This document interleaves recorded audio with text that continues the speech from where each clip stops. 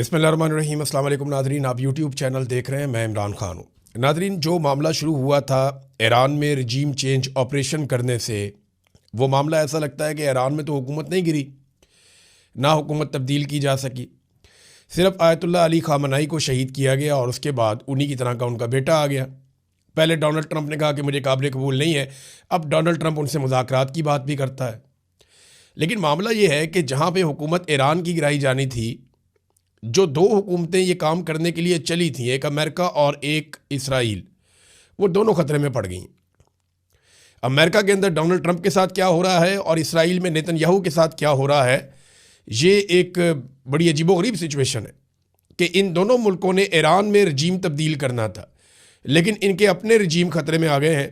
सबसे पहले तो आप ये देखें कि डोनाल्ड ट्रंप के साथ क्या हुआ।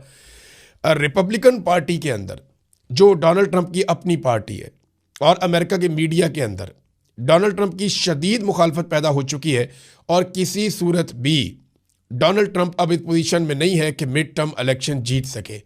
और डोनाल्ड ट्रंप के ऊपर लगातार एक तलवार लटक रही है कि डोनाल्ड ट्रंप का मुहासबा किया जा सकता है।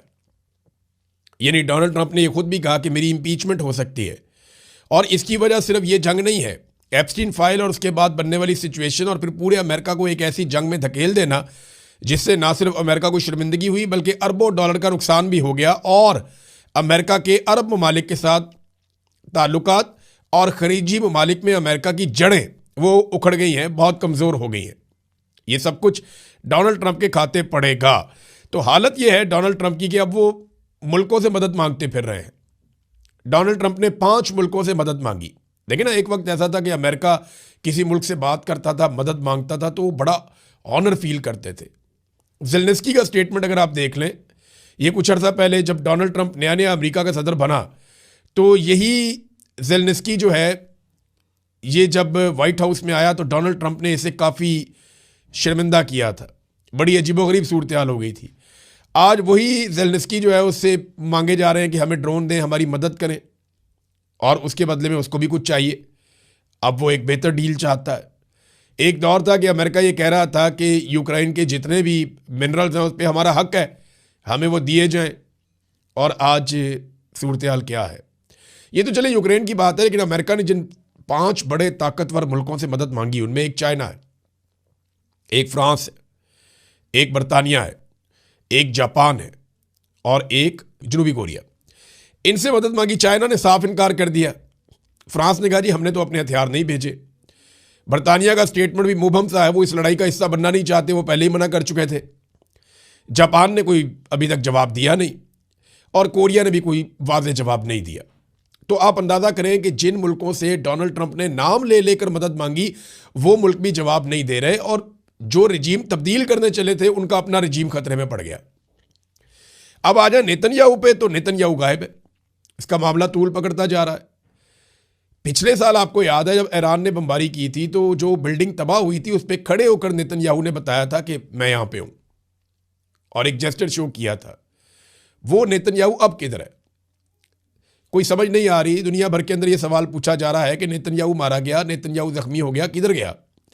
लेकिन 2-3 पॉसिबिलिटीज है ना सामने ना आने की। अपनी मौजूदगी का सबूत नेतन्याहू नहीं दे पा रहा, हालांकि देना चाहिए। जो वीडियो नेतन्याहू की आती है उसके ऊपर इल्ज़ाम लगता है कि ये आर्टिफिशियल इंटेलिजेंस की वीडियो है।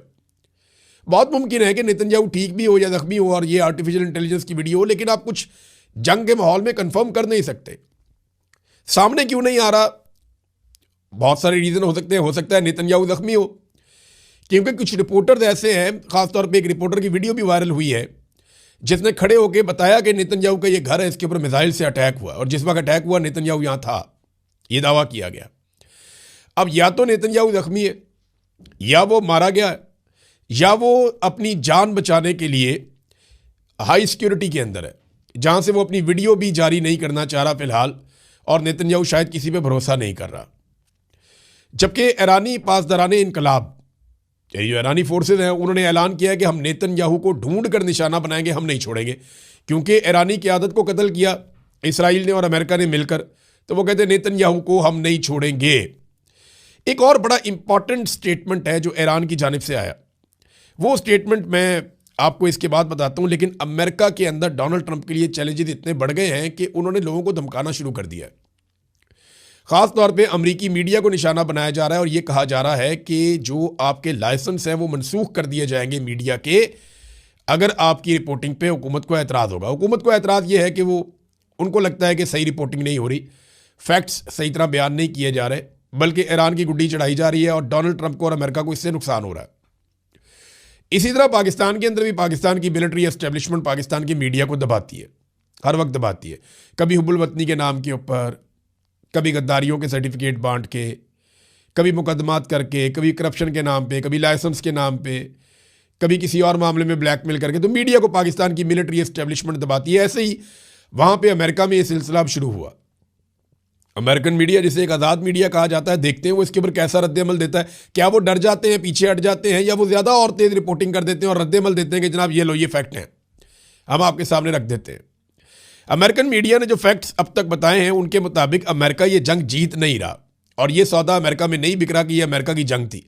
ज़्यादातर लोग ये कहते हैं कि ये जंग अमेरिका की नहीं, बल्कि अमेरिका इस जंग में इसराइल की वजह से उतरा है। और डोनाल्ड ट्रंप के उतरने की वजह ये बताई जाती है कि डोनाल्ड ट्रंप को एप्स्टीन फाइल का खतरा था, और इस खतरे ने डोनाल्ड ट्रंप को जंग में उतरने पर मजबूर किया। अब जो अमेरिकी सहाफ़ी हैं टक्कर कार्लसन, उनका एक स्टेटमेंट आया ऐसे में, उन्होंने कहा कि अमेरिकी हुकूमत मुमकिना तौर पर CIA के मुजरिमाना रेफरल के ज़रिए उन्हें गिरफ्तार करने की तैयारी कर रही है। रिपोर्ट्स के मुताबिक दावा किया गया है कि जो टक्कर कार्लसन है उसने जंग शुरू होने से पहले ईरानी रहनुमाओं के साथ कई मुलाकातें और राब्ते किए थे, और जनाब ये कानून की खिलाफ वर्जी है। कार्लसन ये कहता है, ये वो सहाफ़ी है टक्कर कार्लसन जिसने डोनाल्ड ट्रंप से मुलाकात भी की थी जंग से पहले, और इसने डोनाल्ड ट्रंप को समझाया था कि मुझे इसकी समझ है, आप फंस जाएंगे, आप ये ना करें। डोनाल्ड ट्रंप ने इसकी बात नहीं मानी, और अब जब ये उसकी मुखालफत करता है, टीवी पर बैठ के फैक्ट्स सामने लेकर आता है, इसको सुना जाता है बहुत ज़्यादा अमेरिका में, तो डोनाल्ड ट्रंप की शोहरत को नुकसान पहुंच रहा है। अब ये शख्स कहता है कि हुकूमत ने उन पर जासूसी की है, उनके पैगामात खुफिया तरीके से पढ़े हैं, और अब उन्हें जिस तरह जुलियन असांज का केस था या जैसे एडवर्ड स्नोडन का केस था, उस तरह से कैद करने की कोशिश की जा रही है। ये दावा किया है टक्कर कार्लसन ने।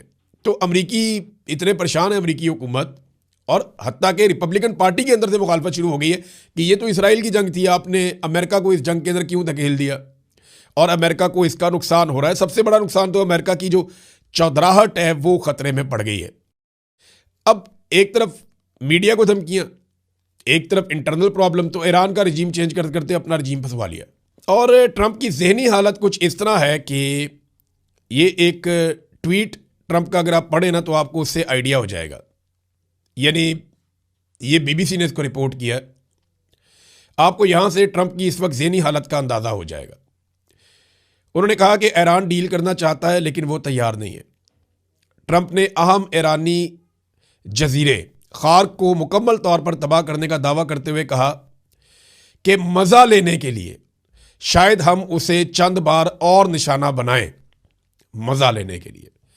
यानी डोनाल्ड ट्रंप ये बता रहे हैं, सेनी कैफियत का आप अंदाज़ा करें कि वो बमबारी मज़ा लेने के लिए भी करते हैं। ये एक ऐसी कैफियत में डोनाल्ड ट्रंप आ गया जहां पे कॉन्फिडेंस नहीं रहा। अब वो लोगों को कॉन्फिडेंस देने के लिए कि हम बहुत ताकतवर हैं, हम बहुत बहादुर हैं, ये देखें हम तो शुगर लगाने के लिए भी बम मार सकते हैं। जो आदमी मज़ा लेने के लिए बमबारी की बात कर रहा है ना, किसी और टारगेट के अलावा, यानी थोड़े दिन पहले उन्होंने कहा जी बड़ा फन होता है, बड़ा मज़ा आता है जब हम जहाज़ों को डबो देते हैं, उनके बंदों समेत समंदर की गहराइयों में गर्क कर देते हैं, बड़ा मज़ा आता है, डोनाल्ड ट्रंप ने कहा था। फिर डोनाल्ड ट्रंप ने अब कहा कि जजीरे के ऊपर दोबारा अटैक करेंगे मज़ा लेने के लिए।